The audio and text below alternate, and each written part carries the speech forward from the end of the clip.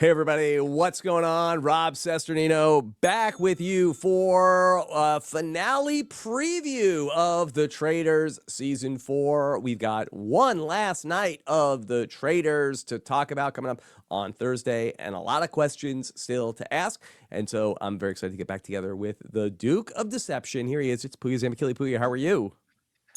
I'm doing good, Rob. It's a sad time though. It's bittersweet.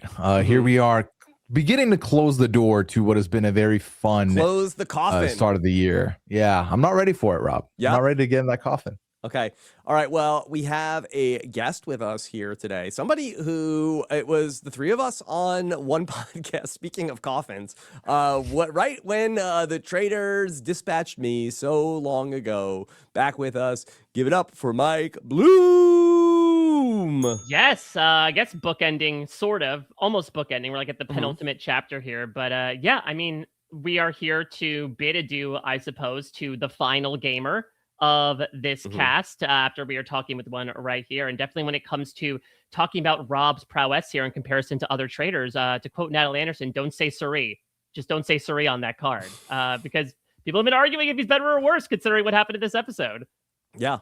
Okay, well, excited to talk through some feedback questions and get everything ready after Thursday night's episode.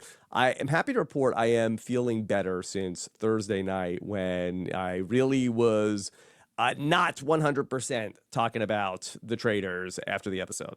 I do have a question, Rob, because when I talked with Stephen Coletti, he said that he was super sick for the first period of the season after falling in the lock in that first challenge. Yes. Like, were there ailments that people were battling? Because I feel like the weather conditions were so adverse at times. Like, how much of an incubator was that castle? You know, I really don't know. I think that if that was going on, it happened after my time there. So it certainly is possible that people fly to Scotland, international travel, you're waiting a couple days for the game to start. But I think then, you're in close, confines with everybody. So certainly is possible that a bug could get passed around. That's why Jam Jam didn't want Lisa to kiss him. Yes. Although I think he did kiss Lisa. Exactly. Maybe this is why, again, wasn't Kristen Kish, right? The one who said like the kiss obviously wasn't it because we have HR standards and practices. Yes. I think that was not in the episode. She posted on Instagram, I think that, listen, there's no way that they were going to make it be a kiss because, and listen, as somebody who has that reality TV pedigree of hosting Top Chef, I think she knows, like, hey, we tell these contestants, like, you are not allowed to, plant a unwanted kiss on somebody.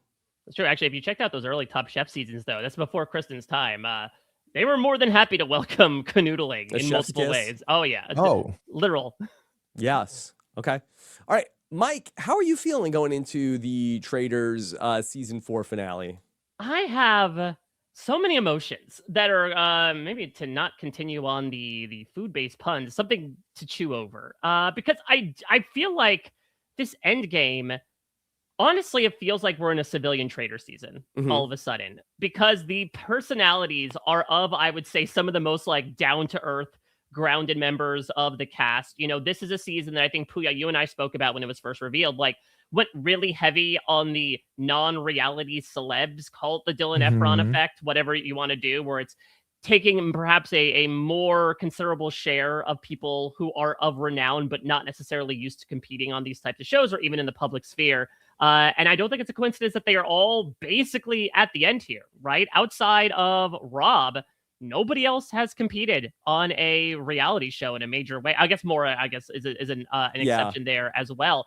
But it's so interesting because, again, like, I love the civilian traders, UK especially, but I've talked up so much about how the US traders is such a fun, bombastic, celebrity, soapy, over-the-top version that it's kind of like sitting down in an Italian restaurant and getting sushi. Like, it's still good, but it's not exactly what I ordered. Yeah.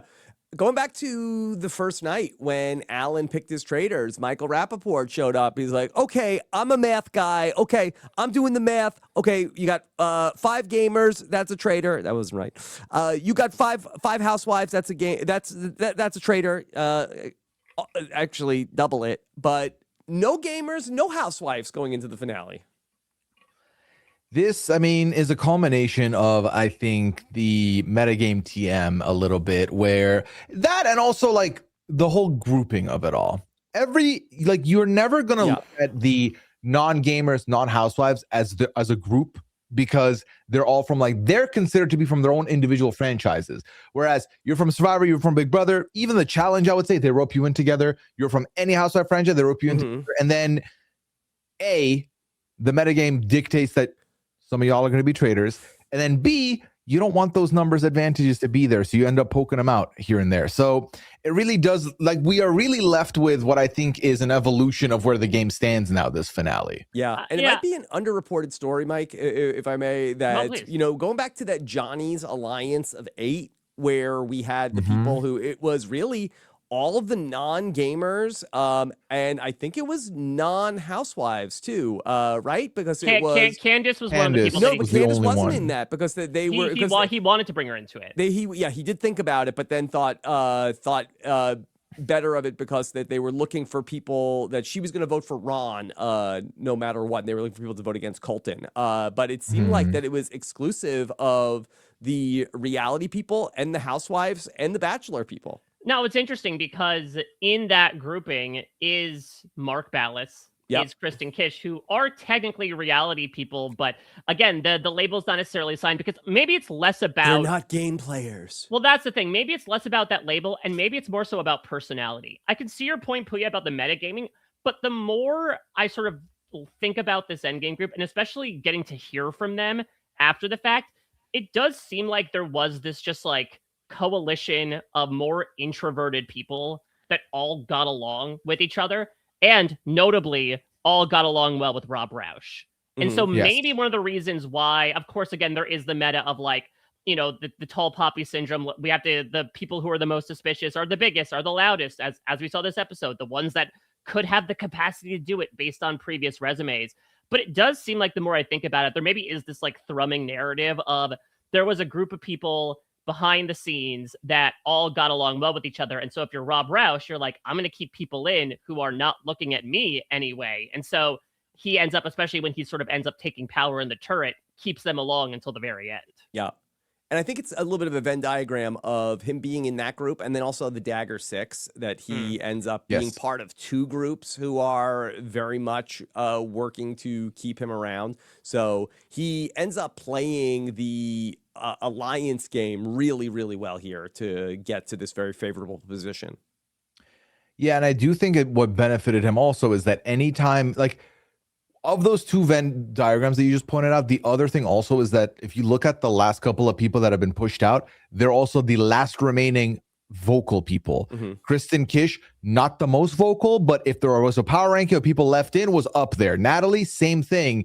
And now with a 1-2, you push both of them out. Because I think Johnny would be up there as well, but I think Johnny still, and this episode really highlighted this, a little bit of a half-ass when it comes to choosing to be vocal and then be like, actually, I take it back. I don't want to do all that.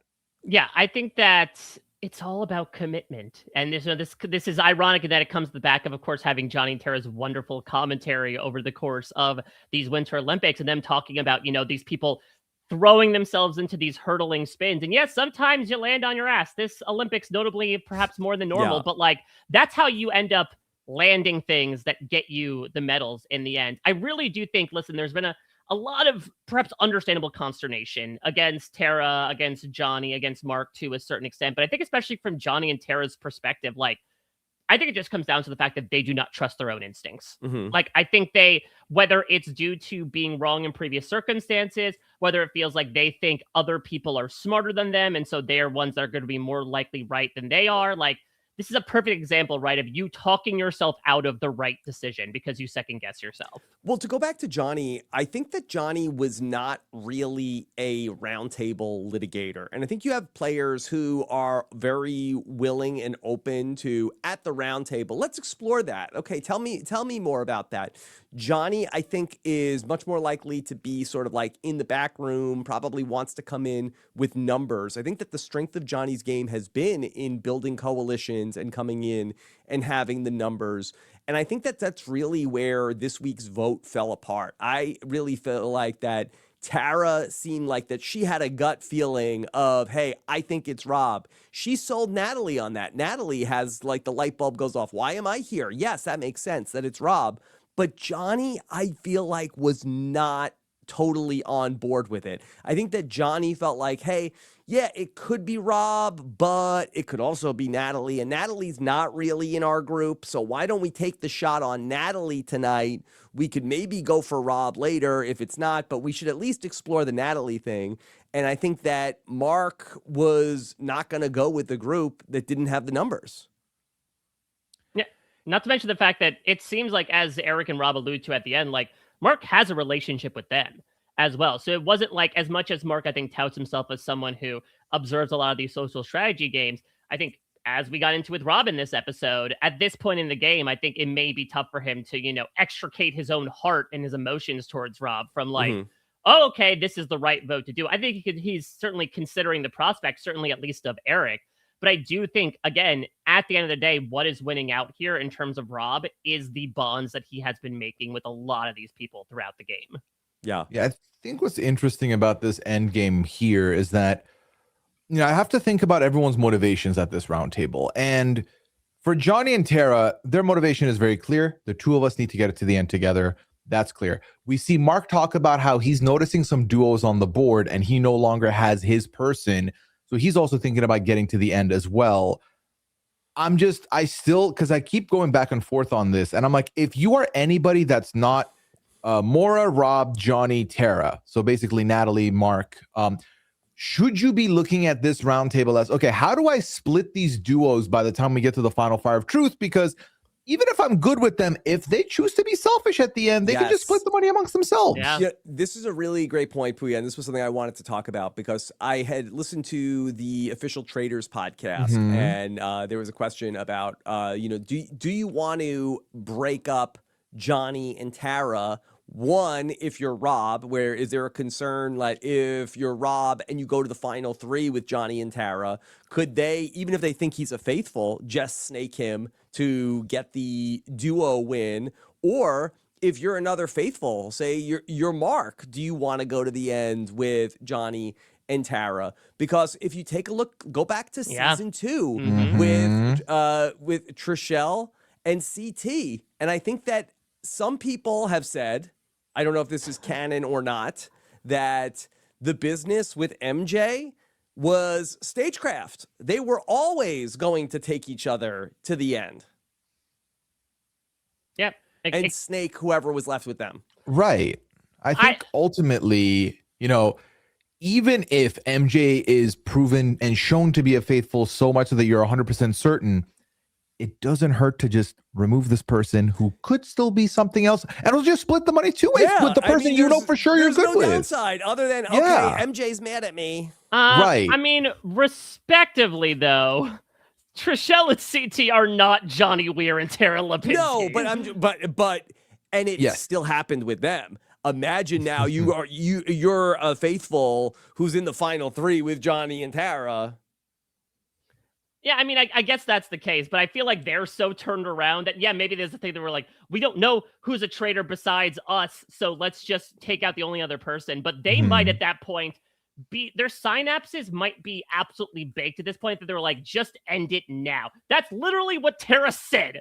She's basically there. She's basically like, can we go to the fires right now? I'm done. But if you go to the fire of truth with them, then like there's a point where they're just like, hey, the only person that we trust is each other. Like, let's not risk this with anybody else. That all is to say, we'll probably get into finale predictions in a little bit. I do not think they're both making the fire. I think definitively, if they're both making it to the round table, one of them is going. It's a 3-2 vote.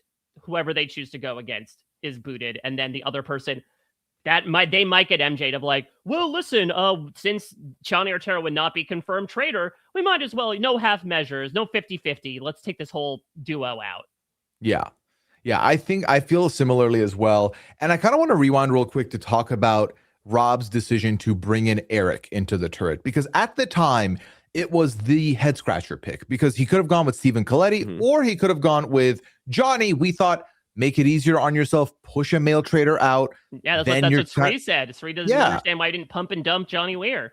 And I think now that we get to where we are in the game, it's so clear. Well, number one, he should have never brought in Mora, because Mora is a number for him regardless, we have seen. That's perfect. That is a cover. He is now at the final 5, and he is with Eric, who has undying loyalty to him. He's with Mora, who pretty much has undying loyalty to him specifically. And the way things are built right now, that duo's maybe going to look at Eric. It's perfect. Like, he has all safety all around. Whereas if he had pushed out Johnny, would he have still had to recruit after that? Probably, right? Yes. Then maybe he could have brought Eric in then after that. Yeah, I mean, we've seen this in some of the international editions of the Traitors where, you know, you recruit and then it's like, oh, and then we'll kick them out. And then the person that you recruit to instantly boot then ends up being very salty, and they tend to give some evidence that can really throw off the game for you. So I think that in Eric, Rob felt like, hey, I need a wingman, not a patsy. That's exactly it. I think that in the moment, again, we are used to this tactic of like, well, you could just use him and then you'd be able to get one step further. But I think there were certainly tactics behind who Rob picked, but I really do feel at the end of the day, Rob wanted to pick somebody who he could like genuinely work with.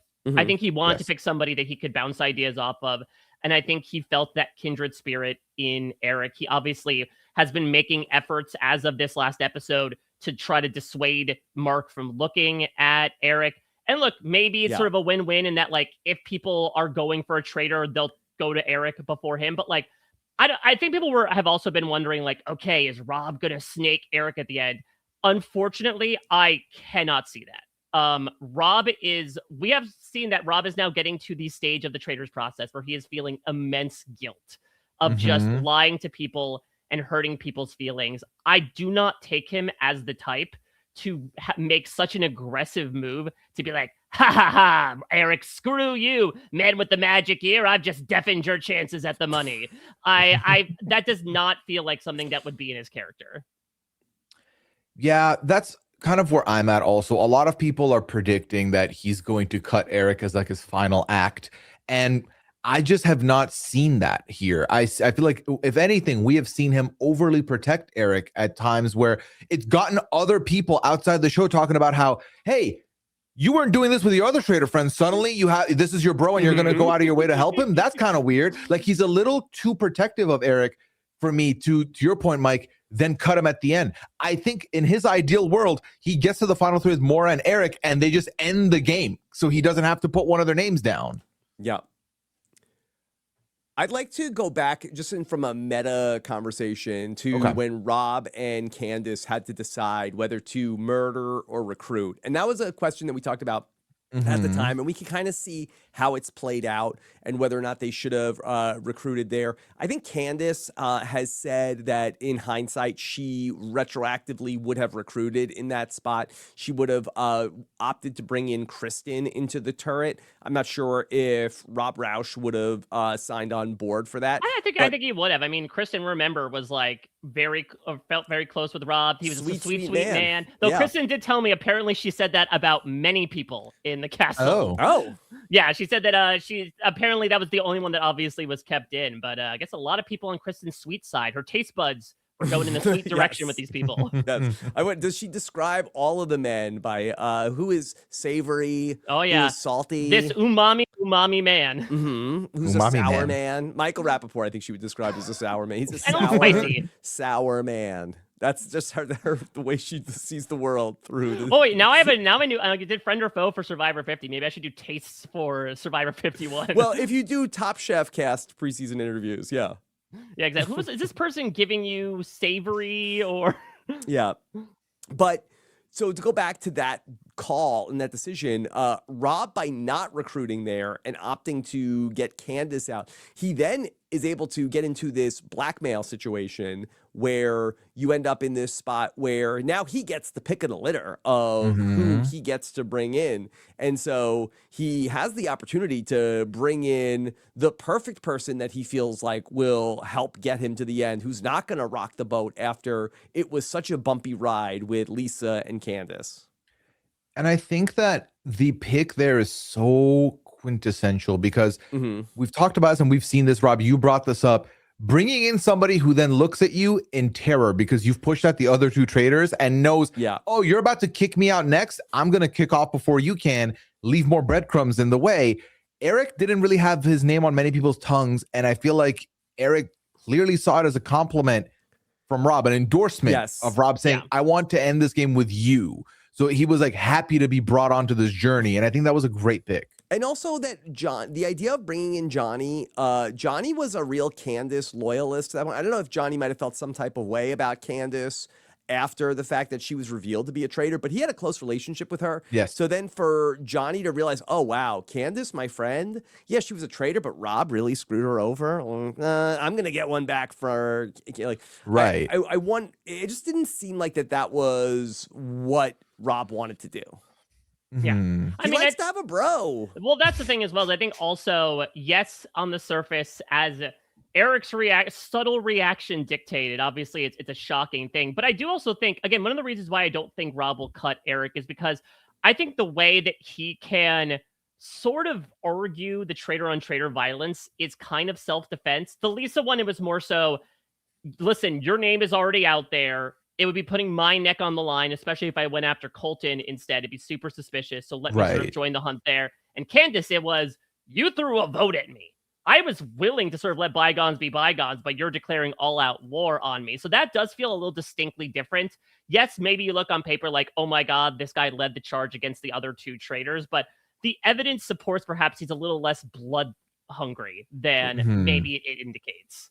I think also with how close we are at the end game, you know, when you assume that, oh, there was definitely a new traitor brought in last night because there can't be that many people left, I think instinctually you're going to look at, okay, if it's this person, who would they bring in? If it's this person, who would they bring in?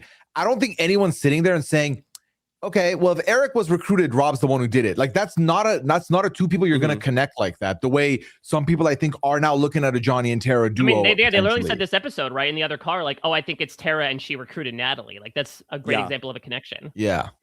Can I ask a question about, from the perspective of the faithful, is there precedent for, we saw when Eric got recruited, then he went up into the turret and then murdered Dorinda. Was there reason for the faithful to believe that a recruitment had happened? I feel like yes, simply because including Donna, who goes out, 3 have gone out, and we've had, this season, have we had a night where no one got murdered? Yes, we had the one where nobody took the shield. Yes. That was the mission one, right? Yeah, that was a mission based. So I feel like at that point I would assume 3. Okay, there's one. There has to be one left. I'm never going to assume there's 5 people in the turret. That's too many people. Okay, so Portia. I would say yeah. How did you know? But should the faithful bake that into, like, okay, well, there was already a mission where they where nobody got murdered, so then there's a chance that the traitors can recruit on a night when there's still a murder. Yeah, I think that it seems like a dangerous game to be playing where I think it's a little petty. Well, because I feel like almost I'm trying to think back to like season 2 when Kate gets recruited by Phaedra, like then they immediately murder, right? I feel like at that stage in the game, it's always a recruitment then murder. There is always going to be somebody leaving at that stage. I wonder if it's like after a certain point in the game where it's I feel like past like final 8-ish is probably when it's like, okay, this is the last time we're going to be bringing someone in, so also get a murder in because we have to move on from this. Because I do think that mathematically speaking, not my forte, but if you are in, if you're playing the traitors and you're at this, whether you're at 7, 6, 5, you have to assume there's 2. And if 3 have gone out, you have to assume one of them was a newcomer. So I think for Kristen being like, Eric's being weird suddenly, I think that's a great way to look at someone like, that is a new traitor right there. That is not someone who's been there the whole time, but that's someone who's new to this role. Yeah, and I'm just confirming looking back. So yeah, season 2, Phaedra recruited Kate, and then they killed Kevin. Remember Kevin from Bling Empire? And then last season, Danielle recruited Brittany, and then they immediately killed Tom Sandoval. So definitely at that stage, they're looking to get a move on things. The rules of the game are that there have to be 2, and those 3 have already been taken out. So you have to imagine that definitely somebody has been recruited, even if there was no night where the traitors did not murder. Yeah, because even if we're not assuming recruitment there, I would then be like, well, either they recruited or we had 5 traitors and there's no recruitments this season. That's kind of how I would see it otherwise. Yeah. But even then, that's like too risky of a game because like, what if like 4 traitors go out back to back to back to back? Then you're not going to recruit anybody. That's going to be weird. And 5's too many in the turret. I do wonder, like, is Donna Kelsey in anyone's calculus if they're trying to figure out a turret? Because they don't know about the secret traitors twist. No. And I wonder if people were thinking about like, okay, you know, there's a certain number of housewives that could be up there. Like this person might be working with this person. Yeah. Like, I wonder if they have the assumption that Donna Kelsey was up in that turret. Yeah, I think they probably did. And I think they probably thought that it was the secret traitor as from what I presumed, and I'm sure that there was no traitor to correct the record, was that, okay, one traitor got the traitor card on night 1, and then when Alan picked his traitors, he said, well, Faithful, there'll be no murder tonight. And so everybody went to sleep. And then I assumed the secret traitor went to the turret and met the real traitor in the same way that Boston Rob came in and met the 3 traitors in season 3. So I would presume everyone thought that all of the traitors were in the turret together, and then things had overwhelmingly gone all against Donna Kelsey. It was a pretty much united front against Donna Kelsey. Even Ron voted for, I think only Michael and I think one other person. It's just Michael. Michael was the only one. Yeah. Then I think that everyone just assumed, okay, the traitors just like, so this is a lost cause on Donna Kelsey. There's not much information or breadcrumb there for them to use Donna Kelsey to link it to anybody else. Yeah. It's interesting because I could also think, though, if you're metagaming, going back to the golden ratio of Michael Rappaport's theories, is it like, okay, the normal person traitor has been found out, you know, then maybe, again, you're not looking to some of these players who make it to the end because it's like, would they have Donna Kelsey and Johnny Weir? Would they have Donna Kelsey and Stephen Coletti in the turret? Well, Mike, interesting you brought up the words metagame and normal traitor, because this question is from the Noop Dog himself, Randy Noople. He says, the Noop Dog, with all the talk about the metagame, should the traitors be assigned at the beginning of the game based on random draw? Now, we've seen this become a popular take with US traitors discourse specifically. Should we just do this RHAP Mafia style? Should we just shove a wheel in there, put everyone's name on there, and then just 3 random people or 4 get selected, and you kick your game off that way, just to dead the quote-unquote metagame of it all? Okay, here's the thing. I think, personally, and Rob, you've obviously are much closer with the people who run the show, so you can correct me if I'm wrong. I feel like the people who make the traitors, if they had the choice between creating a fair game and an entertaining television show, they would always choose an entertaining television show. Because I think that's what it comes down to is, okay, I get that. That would definitely help prevent people coming in and being like, well, it has to be a housewife because of X. It has to be a gamer because of this. But then also you kind of look at this cast and you're like, how many people are going to be jonesing from episode 1 to have a turret of Eric Nam, Stephen Coletti, and Tara Lipinski? Yeah. Like they want to create a very entertaining turret at the end of the day. So I would push back on the way that you parse that, because I don't think it's necessarily that they're looking at it of making a fair game versus how did you put it? I know, or an entertaining TV show. I think certainly that they want to make a great TV show. I think that at the expense of allowing people to play the meta, but I think you also play the meta at your own risk, where this season there were no gamers in the turret. Like they did do that. And then Tiffany and Natalie ultimately paid the price for that in terms of that people looking for a gamer. But for me and Ian and Jam Jam, like we were murdered. That wasn't necessarily the meta game. That wasn't the traitors knew that we weren't traitors. So I don't think that they necessarily need to do that. I think that even by doing what they did this season, where they put 2 housewives into the turret and 0 gamers,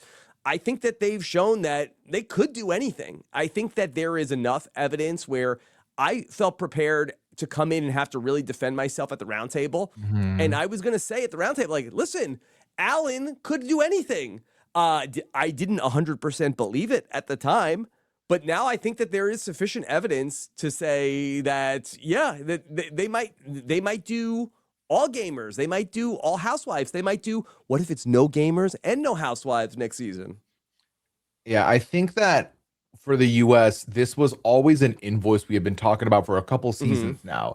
Sadly, it came at the expense of this season, but I do think that moving forward, people are going to be open to anybody being in that turret. I think the harsh reality is, even if you do a random draw, a player from Survivor who's won the game is always going to be complimented for being a perfect traitor candidate, and is always going to be like, well, you know, we have no idea what's going on, and you would be a great traitor. That's going to happen whether or not it was a random draw or not. So I think that that's something you just can't combat against. So I think that's always going to be something that's going to happen. I think when there are groupings that you can put together, it's always going to be a topic of conversation. There are 5 housewives here.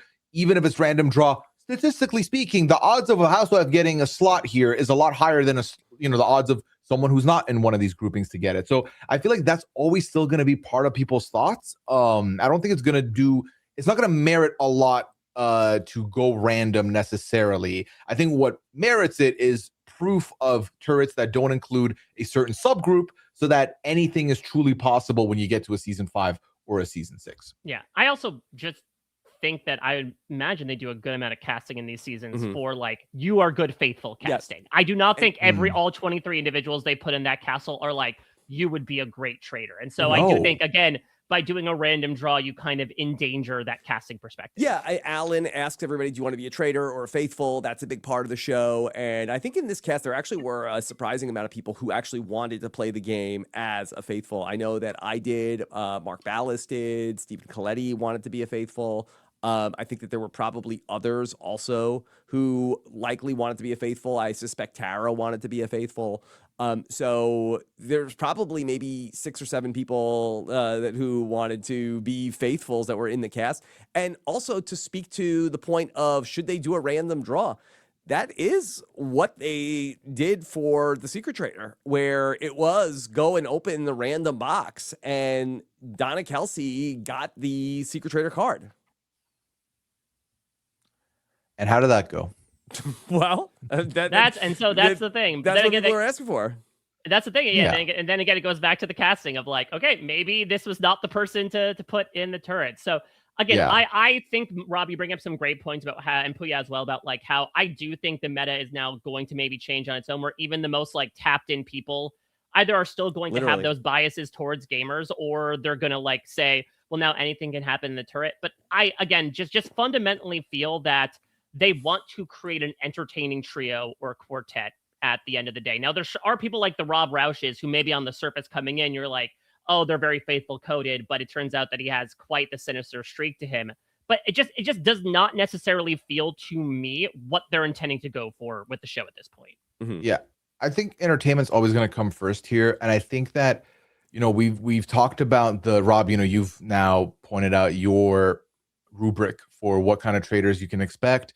I think that I'm going to credit Carolyn with this last year, and I think Rob now has further solidified it. They're going to love the no one's going to expect this person to be a trader pick, and someone who is savvy and capable of holding that, I think, is always going to be someone to look out for. And Mike, you brought up the world where, like, if it's these 3 to start the game, who's stoked on that is absolutely valid. I think you get a turret of Stephen Coletti and Eric day 1. Everyone's like, oh, what are we doing here? Meanwhile, now here we are at the end game, and Rob mentions Eric's like the funniest trader to have because he has no idea what's going on. I think there's dividends to be paid later on for someone like that to come in, but I think in the beginning you need a hook, and I think that the turret we got this season, that was a hook. Yeah. And I think that it's a good reminder for the faithful to remember that the most dangerous traitor in the game is the one that you would never expect. It could never be that person. And that's maybe the person that you should look at. Which is a reason why the heat came on Rob. Because I think a lot of people were wondering, like, okay, why did Tara wake up and literally choose violence? And it's like, I would imagine at that stage, you're just going through everyone. At that point, you're sort of giving the running list, perhaps literally to the producers, of like, it could be this person because of X, it could be this person because of Y. And so, yeah, I mean, they talk about this with Eric as well, right? Like, Eric's super quiet. Maybe he's really quiet because he's been a traitor this entire time. I feel like you have to just assign logic to basically anybody at that point and keep all possibilities open, which then opens up the logic of, now, wait a minute. Yeah, maybe be them. Sure, I'll go down this avenue, but then also maybe make a bit of a K turn if you're Johnny Terra and go back the other way. Mm-hmm. I'm trying to see which question I want to take us to next. Actually, you know what? I want to ask you this, Mike. The season's not over. The result is still unknown. We could very well end up with a traitor win here, or the Faithfuls grasp the win through the jaws of a defeat. The rest is still unwritten, to quote the sequel show from Stephen Colletti's Origin. Now, Mike, in the event that Rob Roush will stand before us as a winner of the Traitors this season, this question is from Gear Bear. Who did it better, Rob Roush or Sari? Which I imagine is going to be a big big. It already has been. Question, and it will only continue to be a big one for years to come, specifically in the U.S. franchise. I mean, as we know, ranking is arbitrary and reductive, and it's Classic. also it's also tough because Sari.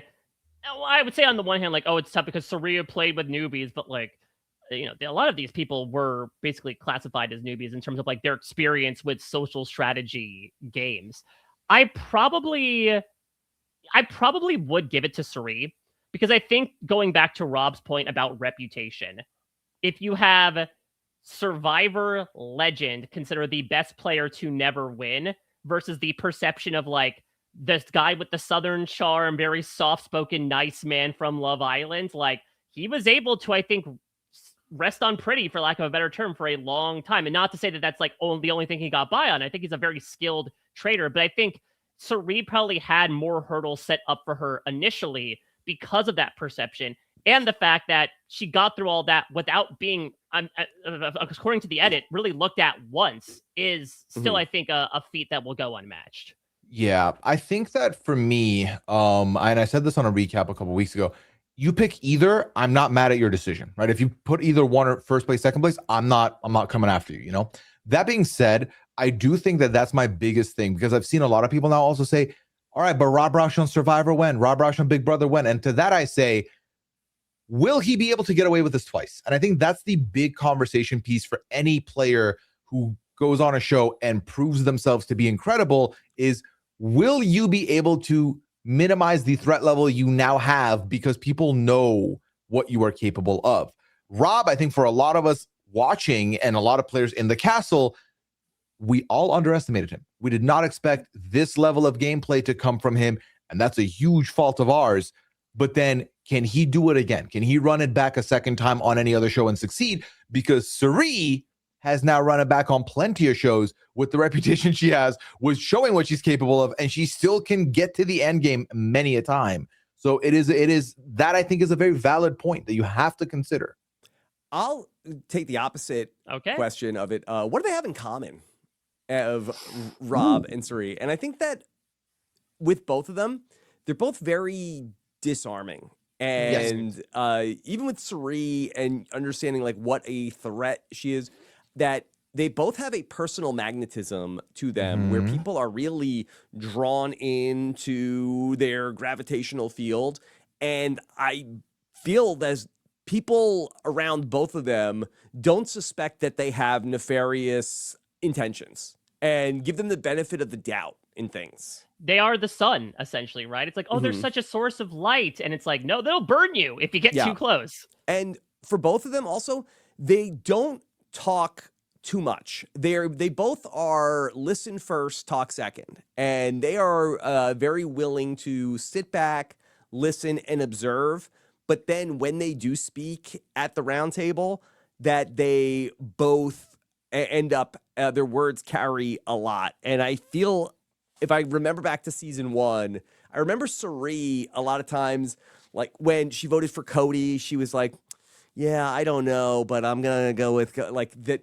She like, I feel like sold her like shots against the Traitors, like you know, in a way where it didn't. And Rob, he went harder after Candace and Lisa, so that is a bit of a difference. Sari never really drove the bus that went over, at least publicly, for Cody and Christian. But I feel like in the way that they both at the round table, I feel like would give credit to other people at the round table. I think that that's another similarity between them. So while on the surface they seem like, okay, that they are, totally different types of players, like I do think that they have some similarities. I think they're both very social players, Mhm. which is weird because again, I feel like they have different personalities, and that like Sari is this like bubbly person of joy, and Rob is again like this very just down to earth, Mhm. grounded man. But I think both have a way of getting you sucked in. Now, what is interesting is that I have heard some people be like, "All right, Rob Roush for House of Villains season 4." Because I know Pooya were speaking about like Rob Roush on Survivor, Rob Roush on I think Big their Brother. logo is a snake. That's true, but I don't know. It feels like to me, House of Villains especially has like this certain type of personality. Like they want the over the top characters, and like I don't Yeah. think that's who Rob Roush is. I think Rob Roush himself would say Yeah. that. I don't see Rob Roush doing House of Villains. I think that he is an introvert, and from watching that show a bit, that is a show that is built around extroverts Yes. behaving as extroverted as possible. And I think that Rob will like give you a little bit of that in the confessional, but I think that in person he is very much like a introverted, quiet person. Yeah, if you're looking for someone who you would predict to be on House of Villains from the Love Island franchise, US specifically, your aces and your hudas are a lot more likely to end up there than Rob Roush ever will be. Now, 150%. yeah. Yeah. Like, while Rob Roush right now, I think his brand has never been bigger, and I do think he's going to get a lot of opportunities come through. So for like a name grab, he could be on that list, but I do agree. I think personality-wise, he's not going to be on that list for that reason. Hell, I think Mora would be more likely to put on House of Villains than Rob at this point. I think that certainly I could. I don't know if Candace would do a show like that. Lisa, I don't know if that they could get Lisa. I do think that Michael is somebody who would do a show like that. I think that there are some other people from He really is just following this Tom Sandoval pipeline here, just being in his footsteps. Yeah, I mean, but Tom Sandoval wasn't really even a villain on the Traitors. He was kind of a hero. Which again, I think might have informed a couple of his other castings as well. Is like essentially it was like the court villain became like the jester of like, oh no, this is just a guy who doesn't really have a lot of malice to him. Let's just point and laugh at him, which I think maybe inspired them to be like, okay, well maybe there are a couple figures that maybe we'll get necessarily redemption, but like we'll sort of declaw them. But maybe going back to last season, maybe I could see like a Carolyn being the next Survivor Traitors representative. Yeah, I could see that. I think that probably makes the most sense because I think it's below Boston Rob's pay grade. Yeah, at this point. And she was traditionally a hero on Survivor, but she was a traitor. Like I think that she could certainly show up there. Yeah. So the next question I want to ask is, someone asked this in the post, but then said this probably for the finale. I'm gonna go ahead and ask it now because of two reasons. One, I don't think this answer is going to change for anybody with the finale. And two, Mike will not be here for the finale to talk about it with us. Now, Mike, I'm going to change the question up a little bit to match it to how I think it should be. Present company excluded, who are 3 people you would like to see on an all-star iteration of the Traitors from this season? Ooh, it's interesting because first off, I will say maybe it's a bit of a hot take. Like I'm not stoked on All-Stars Traitors. It just feels really odd to me because the Traitors, the Traitors is a role-playing game. It makes sense if you're talking about other Big Brother All-Stars, Survivor All-Stars, where it's like everyone's kind of on equal playing field, and so it's a really fun idea to have the best of the best battle. No matter what they did beforehand, they're all going to come to the castle, and Traitors are still going to be selected. Now, maybe I've seen the idea suggested that if it was like Oops All Faithful or Oops All Traitors, that could be a way to kind of like level the field a little bit. Because if we talk about meta, it's going to be meta on top of meta. If it's like, okay, they would have only brought you back to make you a traitor. Or like, oh, would they make a traitor another traitor again? It just doesn't feel like it's necessarily the structure for the show that would necessitate an all-star season. Now, I would definitely say, in the vein of a Dorinda, in the vein of a Kate Chastain, bring people back to future seasons. I don't need to see a castle filled with all these all-star players unless they're doing something different, honestly, than Traitors. But I will play along with the exercise here. So 3 people, present company excluded, who I would like to see back. Maybe it's a bit of a bias because I know that she did not get like a massive edit, but I want to see Monet Exchange back because I know Monet is such a fun personality. I know Monet is jonesing to play these strategy games. I know that she was one of the people who was quite upset that she was not a traitor. And I do feel like, she was taken out under kind of sucky circumstances that she trusted in Candace, said the wrong name, and got booted as a result. I would like to see Natalie again. I admittedly was a little disappointed in that we did not see, I think, the Natalie that we forecasted until this most recent episode, which is sort of like the feisty firebrand. Now, I'm excited to talk with her about it very soon in an interview as to like, Rob, maybe you can speak to this as to like, was that representative of who Natalie was? Like, was she a little more reserved and laid back than we're used to her seeing? Because she's a certified badass. And so I do feel like, especially given the way that she went out, I think that she would be a really fun person to see again.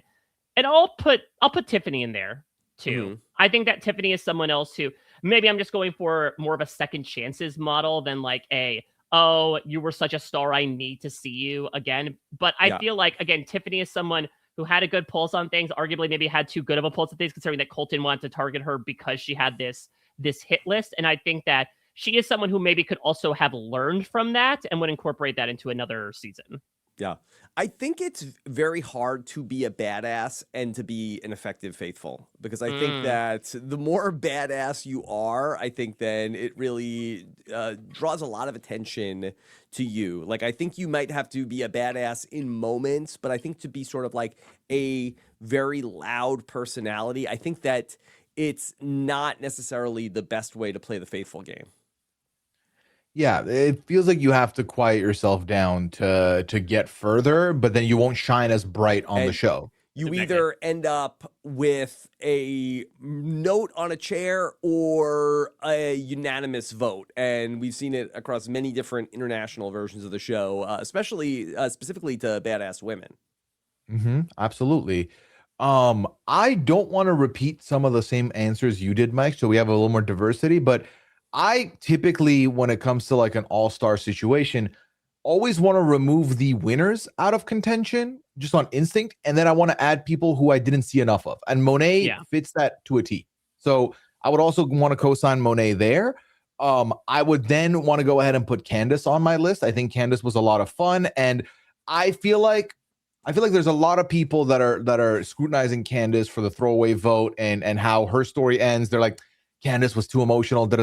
I don't personally subscribe to that, but I would also like Candace to get an opportunity at redemption off of this, because I think Candace, up until that moment, was playing a phenomenal traitor game. And I think that people are looking at one moment and looking at it too negatively too much. The third one's interesting. Yeah. Because could you imagine if they ran back Rob Roush and Candace on the same season? Like, that would be menacing. What I'd say to Mike, in that sometimes if you bring back some of these people who've played together and maybe had bad blood, how much do the wars of the past end up spilling over into this future season? Well, I think especially because especially if you have Candace and Rob being like, I know their tell, I know the way they lie specifically. I work the most intimately with them. Yeah. Yeah, and I think that, what I would assume the show doesn't want, the show wants you to focus on the here and now, right? They want you to be like, let's catch the traitors here. Drama's good, but let's not push each other out for old vendettas, I would assume. So maybe that would not be their ideal. But then there's some players, though, I'm looking at them and I'm like, I wonder how you would play once you've seen the show back and you've experienced it and seen yourself. I think Maura Higgins has so much more potential than how her legacy is currently, especially if she's well on her way to be the gobsmacked faithful who realizes their closest ally was a traitor. How does she look on her return? I'd be intrigued. That's stunning. I mean, it's also interesting because, correct me if I'm wrong here, like, I believe she knew nothing about the show going in, which is, I think, a big reason why she maybe has, like, glommed onto Rob to her detriment, is, like, he's the only person I know in a game I don't know, so, like, let me stick with him. So I think it would definitely be a very, obviously, improved take on everything. I mean, if anything, people would live for the sound bites, would live for the accent work. I mean, I don't think she would go like full JT in Heroes versus Villains of like, I was so blindsided the first time, so now I'm just suspicious of everybody and cutting throats left and right. Yeah, I think that would be a fun pick. I want to learn more about, like, Kristen and Mark Ballas remain the biggest question marks for me, because I feel like I've parsed through and seen some nuggets and some potential there. I just don't feel like we were shown enough of it. I would want Kristen, because I think Kristen does have personality from, you know, talking with her, seeing on her Top Chef, even that moment that she had with Tara, where Tara's like, can you tell me if it's me? And she says, well, it was you. Like, she has some personality there, and I think she is somebody who, as you were mentioning, Pooya, I think she would be one of the people who has the most introspection, considering how close she was with Rob, and also simultaneously how on the money she was about Eric. It could be something where she doesn't feel the need to completely swing in the other direction, where she's like, I was right about certain things. It's just that maybe I need to not be so incredibly trusting. Yeah. And for Mark and for Kristen, I think the thing that they did master was how to play this game as a faithful and make it a deep run where they were not often considered for murder.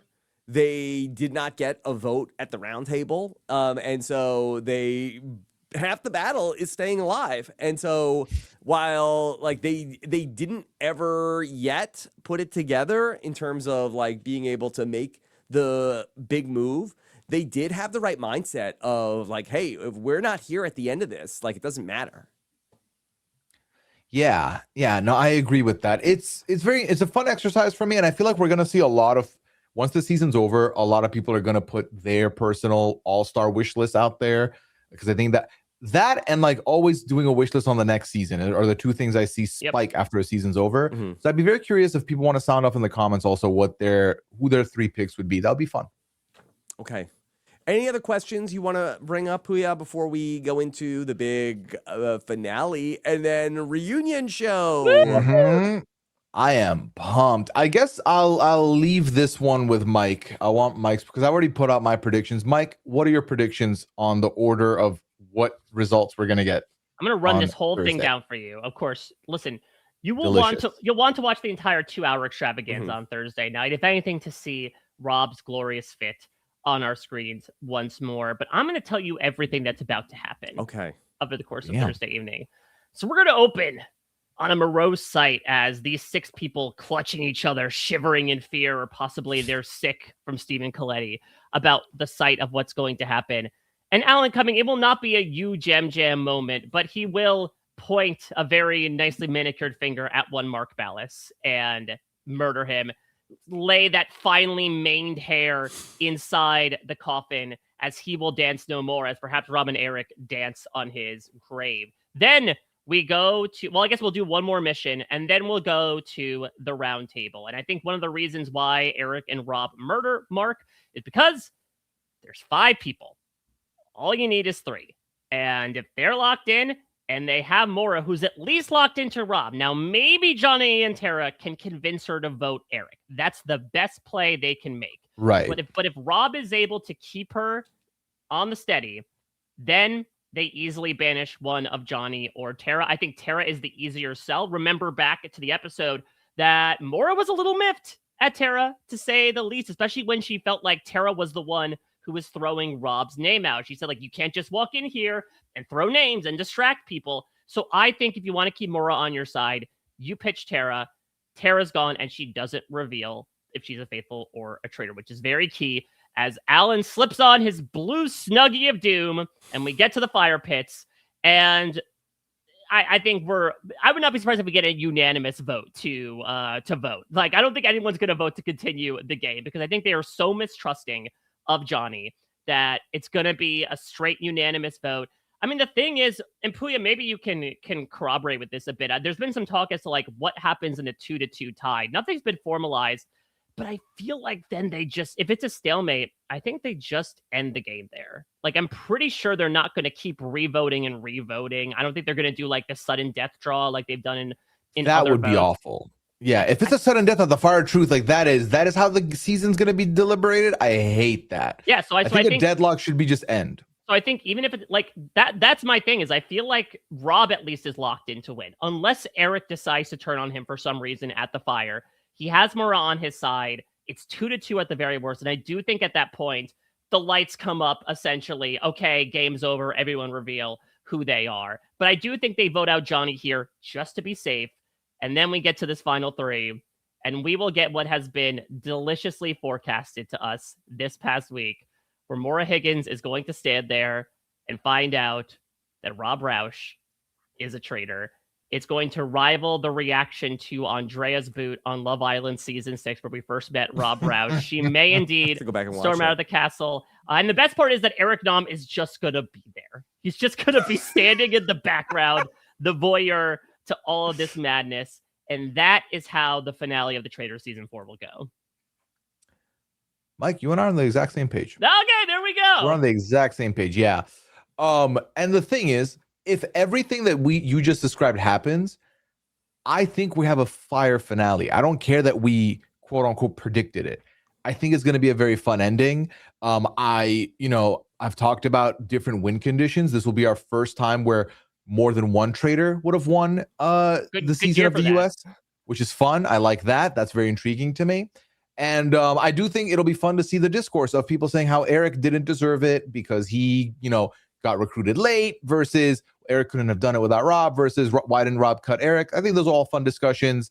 And and then we see this man over here dressed in the looking like a 10 out of 10. So we're gonna be eating well no on spoilers Thursday. on the dress code.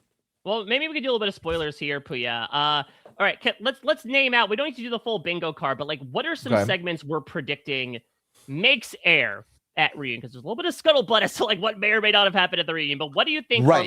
Well, they film a lot, so they film a lot. Right. It's like going to do the show. It's a bunch of stuff happened. What's going to be on the episode? You don't know. Yeah, this is like playing Battleship right now, where it's just which ones are we gonna hit here?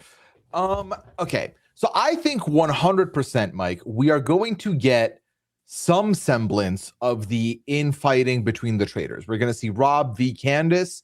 I assume that would be me off the board, put that, or Lisa versus Rob. Those three, that's going to be featured heavily. Yeah, I would think, / I'm hoping, because Rob, obviously, I don't think you can reveal if there were logistics to bring Johnny and Tara in from a virtual perspective, given the fact that they were in Milan Cortina at the time. If they are, I think it would be leaving money on the table to not include anything around Natalie there, because it is not only a blindside, and Natalie obviously felt a certain way about it, but it happened in this past week's episode. So I think it's something that is not so distant in the minds of people. Like I don't know if we're getting Ron Funches stuff as an example. That was a big storyline, but was for the first 4 or 5 episodes. This Natalie thing is incredibly fresh. And so I think she might be incredibly fresh towards the two of them if she gets the chance to speak with them. I think also, not to play our own little metagame here, Mike, but the fact that this would have been recorded right around Winter Olympics time, I can't imagine they don't highlight the 2 Olympians on the cast. And I do think that this ended up being a pretty huge segment. This and honestly, this all started with the banquet, and I feel like you want to highlight the banquet as one of your marquee moments on the show. So I do think we're gonna get that 1-2 combination for sure. I'm also gonna put this one in there. I'm assuming I did look back at the runtimes of these things. It's gonna be an hour to an hour 10 on the reunion. One question that does not need to be asked that Andy's gonna pull from the audience over on blank social media page. That is why are we wasting time on this? I'm predicting that's going to be a thing also. Any specifics, or just that Andy's going to pull a question from the audience and it's going to be...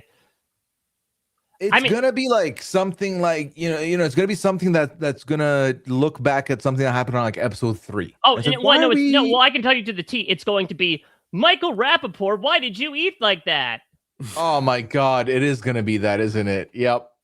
Lock that one in. Put it in marker. I think that is Rob, please. I do think in retrospect, maybe it's due to the reception of the season. That has to be the biggest meme and viral moment from the season, right? I feel looking back, that's probably the thing that people have been talking about the most that broke out of the Traitors. Rapport's eating.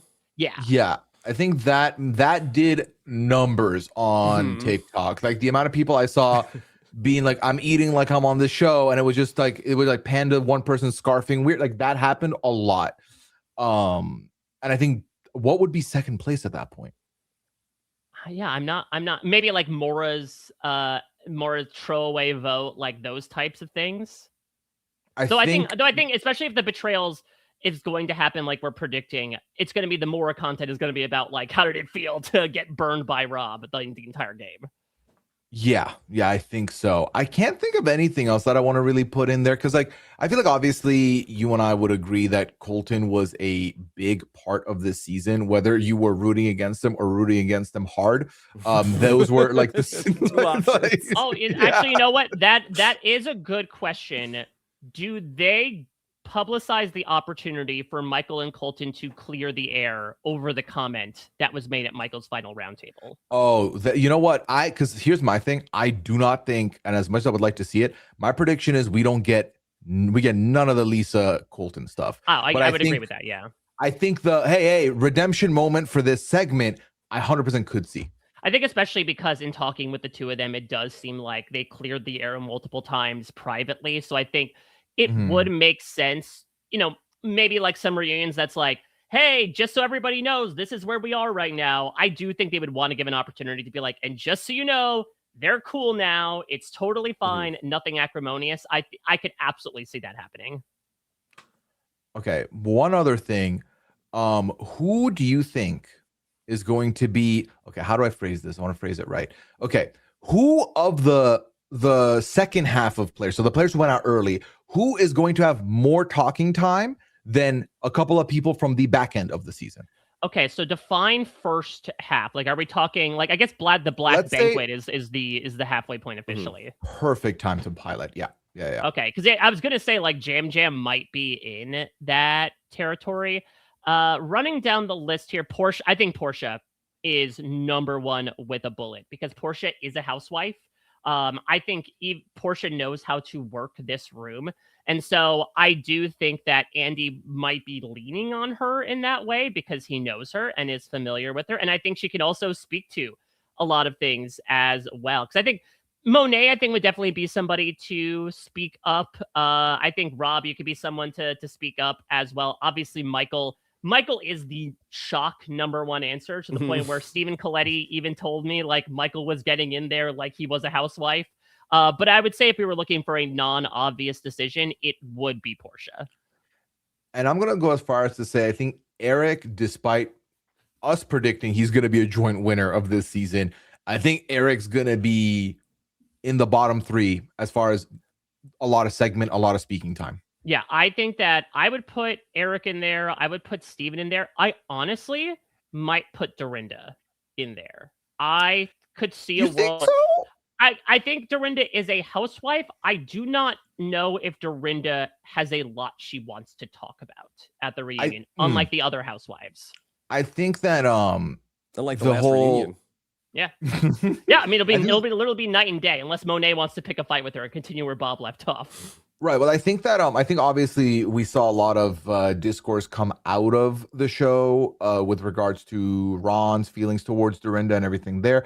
I don't think any of that gets highlighted. Nope. But Dorinda is our essentially, obviously we had Kate come in, but Kate came in very late into a second return. I think Dorinda is our like first true like returnee who did have a longer stint, although a quiet one. I have to imagine just off of that, they're going to be, Andy's going to be, so Dorinda, how was this compared to the last time? And Dorinda's going to be like, amazing, I didn't die first. And everyone's going to ha ha ha. Like, I can picture that. Yeah, so that's what the thing is that, like, I'm not banking on her getting purpled. I think she gets a question, and that's it. Like, I don't really see her interacting much, especially considering that if the way we're prognosticating things ends up paying out, I think the major veins they're going to hit are Rob betraying Mora and Rob versus Lisa versus Candace. I think those are the segments they're really going to focus on. And it, much like a lot of editing, is going to come down to what the Traitors were doing and maybe leaving some scraps for the Faithful. Okay. All right. That's we'll leave it there. Thursday night, we'll be up late to talk about everything from what time is the podcast going to be at? Like midnight? I remember last year I was pissed. I was like, we waited 3 hours for this. Oh, that was, if talk about a moment that's became memed and stood out for our coverage, it was the opener of the finale podcast. Rob being just besides himself that's how the season ended, and the fact that we had to wait all that time to get that. I would say probably like, because I think the finale itself is only going to be like an hour. I mean, it depends on what happens in it, right? Obviously, the season 3 finale was remarkably short because they kind of yada yada through everything. There was not much going on the season 3 finale, so Right. hopefully we have an improvement. Yeah, Mike, one last question. I know we were about to be done here, but real quick, give me your 4 seasons of US rankings. Ooh, it would definitively be 2, 3. Ooh, I guess it would be 2, 3, 1, 4. At the moment, Wow, probably interesting. 2, 3, 1, 4. Now, to Rob's point, 1 I would really have to like reacquaint myself on because that felt like a blitz in so many ways. It was released all on streaming. It has a little bit of a different format, but there is a little bit of that like that novelty baked in of like, oh, this is a brand new concept. The players are figuring it out on the fly. And I think obviously it's personal bias, but like watching Sari, my favorite Survivor player, actually win a season and put on this masterclass, like brought me entertainment. This season certainly had me entertained, but I do feel like maybe this was not like a season for me. You know, like there's been a lot of talk about like there's seasons for the gamer fans, there's season for the Housewives fans. This was not necessarily a season that I'm like jonesing to tune in every single week. Of course, I'm still entertained. Of course, I still love the show, but this is probably right now a season that I would not necessarily love to go back to, especially in the end game stretch. I think the beginning is fun and chaotic as it always is, as tragic as it is to lose some dear friends. But if anything, like this, looking at the end game stretch of this of 3, like reminded me how much I love the end game of 2. Of just like, yes, Phaedra goes out before the finale, but like getting Sandra banished and then everything with CT and Trishelle at the end does have me put 2 as maybe my favorite cohesive product overall. Interesting. Yeah, see, maybe I need to rewatch some of my older seasons again because 2 is 3rd for me. Oh, wow. I think 3 is still my number 1 because my God, have I never before and never since have I seen a turret that chaotic that early. Very true. And I think we got a lot of fun characters out of that season. A lot of fun. The coverage was an all-timer for me, even though I think 3 has my least favorite ending of all the seasons. 4 is in 2nd place for me right now. Wow. I think that, and I think this honestly comes down to this for me. I have said so many times, this was a tragic boot list this season. No one can deny that. But I think that aside from that, I've enjoyed the gameplay that's come out of this, and I've enjoyed the potential that we've seen from people that we underestimated, or I underestimated. Let me just put it on my neck. And I've had a fun time. I've had a fun time seeing it play out. I feel like we've got a lot of new things to talk about out of the season. So it's been particularly enjoyable for me. And I know that's a popular take. A cool take, a hot take. I know people don't agree with me, and that's fine. That's fine. And what's funny is I talked about how 3 has my least favorite ending. 1 has my favorite ending, and I think it's 4th for me. Yeah, I could be honestly like, ask me on whatever day I might swap 4 and 1 because I think you're bringing up some good points about how like it has been fun, especially from a strategic perspective to watch. I don't necessarily watch it for the strategy, so maybe again that's where it sort of falls lower in my books. But like, it has been fun to watch the tightrope act of how is Rob going to do this as the game winnows along. And I do think this past week as well, yes, incredibly frustrating. Yes, we got a real punch the monkey scenario with what happened with Natalie at the round table, but it was really fun to have that moment in your fictionalized story, right? Of like, oh, our hero's in trouble. What's going to happen? Yeah, maybe I will look more fondly upon this once we get some time away from it all. I think it's also hard to parse the release order of it from like that. Season 1 has a great ending if you're a Survivor fan, but if you binged it all in a day, like the middle is probably pretty muddled. You don't really remember too much of what happened along the way. So it's like you're left with like a great ending. It's like, oh, that was great. I love it. Whereas some of the other seasons, like maybe if there's a little bit more excitement in the middle, you remember it more fondly. And so hard to do any sort of rankings. Arbitrary and reductive, they say. All right, Mike, what's coming up for you this week? Oh my God, so much. A blizzard of content. Basically, yeah. We got a veritable storm of reality TV coming our way. Put everything last week of February. Get it all in. I am up to my neck right now, not in snow, but in content. Because we could just run down sort of. Not today, Nick. Exactly. Put that on a next RHAP mug. All right, let's work backwards chronologically here because, of course, the Traitors finale. I get to do exit press. I talked about speaking with Kristen, which I did yesterday or on Friday. I'll be speaking with Natalie on Monday. Don't know what's happening with exit press in general with the finale, who we'll be talking to, how many people we'll be talking to. So we'll see. I'll hopefully be able to talk with as many of these wonderful people as possible to get their thoughts on the game. And then Wednesday night, Survivor finally premieres its 50th season with a 3-hour episode. If you have somehow missed it, I have talked for many, arguably too many hours about these people, between doing player profiles, between doing interviews with these players out on the island, between talking about the interviews with Rob and previewing what the breakdown of the season might look like. So if you need to get hype on Survivor right now, considering we have just tragically lost our last Survivor representative on the Traitors, check all that stuff out and plenty more to come. I'll be doing the B&B. I'll be doing exit press for Survivor as well. But if you're looking to get your Survivor party started just a little earlier, on Monday, Australian Survivor Redemption premieres. You talk about people that are looking for redemption in future seasons, Pooya. These are a bunch of people that are apparently looking for redemption, not only in the game, but in their life.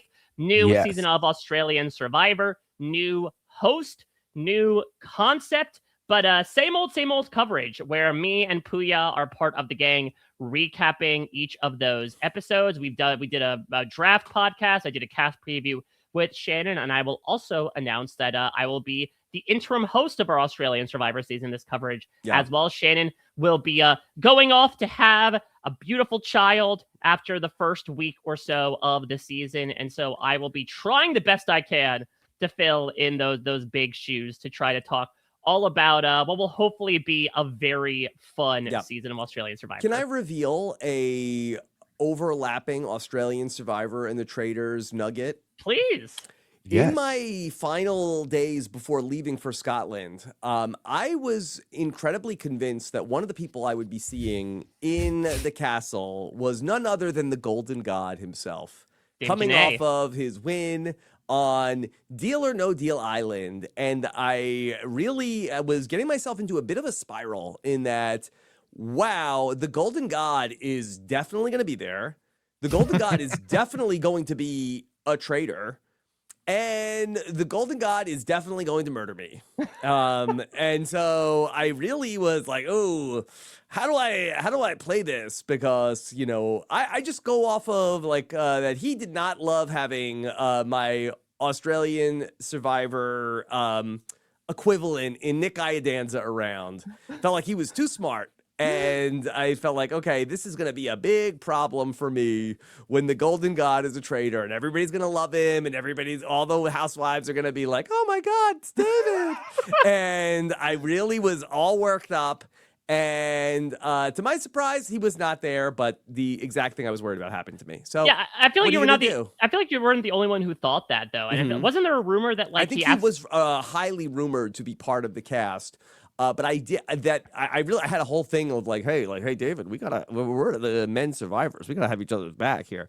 Where I felt like that, I was hoping he would feel like, hey, I gotta keep Rob around to, if they're gonna look at a survivor, they'll look at him first. Yeah, I mean, it's interesting because, like, he can more so advertise himself. It's like, no, I'm the Deal or No Deal Island guy. I won $6 million because I picked the right briefcase. You know, and everybody liked him on Dondi. He's very charismatic. He's good looking. And it's also the thing of, like, again, like, I think even when he revealed he was on Australian Survivor in Dondi, like, there's a Survivor connotation, but I don't think anyone watched Australian Survivor besides Parvati. It's Australian Survivor. Whatever. Nobody cares. Yeah, exactly. But I mean, that would be, I mean, listen, I think maybe that ship has sailed, considering that now he has quite a steady gig, hopefully on Australian Survivor. But like, I don't know, maybe season 5, they'll bring him back.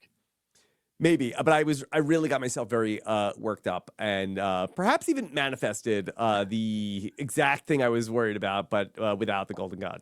And I also just want to, I guess my last plug would be for the two of you for some always fantastic coverage. Obviously, Rob, I know it was probably a complicated situation to now sort of review all this as well, considering that you lived through that experience for a considerable amount of time. But you guys always do just like such a sterling job breaking this all down. I think especially, as you're mentioning, Pooya, for a season that has had people very emotionally charged, and I would say mostly not in a positive way. I think that you guys serve as a great way to sort of be the cooler, to be like, all right, listen, I know you're angry at these people, you're angry at the outcome, but like, here's why they did what they did. I think that's essential in reality TV discourse. So again, whether you like this season, whether you don't like this season, I think that you guys have done yet another wonderful job of being able to cover it all and highlight, why the Traitors is the television event of Q1 every single year.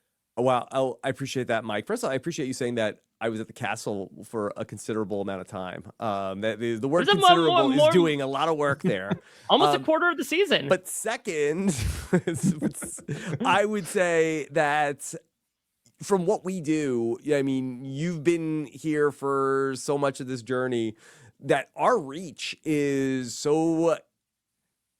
I don't want to say that it's great in its width, but it is great in that when we talk about people, like it's not hard for the people we talk about to see what we're talking about. So I think in a lot of ways it forces us to try to give the benefit of the doubt to people and not take cheap shots and not just pile on and try to really ask a question like, well, what is this person thinking?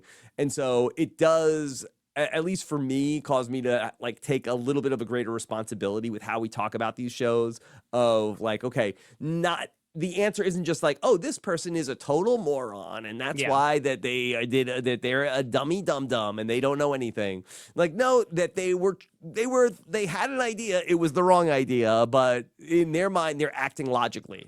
I think especially on a show like The Traitors, where, again, the storytelling is told from such a very specific perspective, where maybe unlike a Survivor or a Big Brother, where especially nowadays we are used to a little bit more of a bird's eye view of like, this is what everybody's thinking. It's basically told from the perspective of these main characters in The Traitors. And so I think especially getting the chance to talk with these people, I think a lot of times when we're like, how can so-and-so think this? I think you have to sort of default to assigning logic to it, because chances are there is logic to it. It's just stuff that we are not necessarily seeing either from a relationship perspective or even just flat out stuff that happened that we did not get to see at all. Yeah. Yeah. What's and I think for you? Oh, sorry. Well, so really quick, to put a cap on what Mike just said here, if you're looking to listen to coverage of the show with a touch of silver lining, I am your person, because I truly do love this show. I've seen people who don't like this show this season be like, but why is Pooya so positive about it? I'm genuinely enjoying it. Like, I think that's like where I'm at. I'm never going to sit there and feed you nonsense. I'm going to be critical of players who make, poor decisions. But at the end of the day, because this game is more entertainment first, it's a lot more luck based than your other strategy shows. I'm always going to give it that room of like, the room for error is pretty big. Like, yes, Faithfuls can be very loud and wrong, but as long as it's entertaining, I will forgive it. I will take that and run with it. So I do appreciate everybody who has checked out the coverage this season, whether it's been the recaps and feedback, just the exits. As long as you've enjoyed what we do here, and even if, there are times where seasons are not as good as you would want them to be, but you tune in for the coverage because that's fun. If we've become the main fun part of the season, I thank you. I thank you for tuning in every week. So that's very, very much appreciated on my end, and obviously of Rob's end as well. As far as what I'm doing otherwise, though, next week, as of next week, I'm going to be done with the Traitors. I don't know what I'm going to do with my life, but there are some signs. We might have some other things with the Traitors in the off season. I say next week. Yeah. In about 2 to 3 weeks, maybe I'm going to be done with this. Some longer interviews with some folks. Yeah. That'll be fun. Mike already teased it. I will be talking Australian Survivor. That's the next direction we're going. Mike now promoted to the Golden Pod, turns out, as the host. Who knew? I like that name. Yeah. Host. Temporary. We don't want the boycott, please. Like JLP. You just pay me with gold paint, essentially. If I wash myself enough, it wears away after a considerable amount of time. I am asking you nicely. Don't get any ideas. Don't you paint yourself gold for the recap. Please and thank you. I need to find a receipt for something. Yeah. Oh, no. Myself and Liana talked on the lounge this week. At the merge in Survivor Thailand. Yes, exactly. Don't be like Big Dad Mike. I'm 150 to 200% committed to that bid. And find me off pod on socials at Pooyaism, Twitch.tv/Pooya. Gold member reference?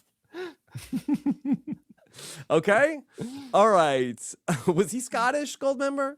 No, he was Dutch. He was Dutch. Yeah. All right.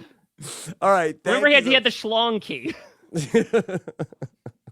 Maybe should Alan, when he like tells everybody for the mission, like, do you love gold? Get in my round table. Are you a faithful or a traitor? All right. We lost the plot. We're going to get ready to come back with some more normal podcasts. Thank you so much for joining us. We love to hear what you have to say in the comments. Take care. Have a good one. Bye.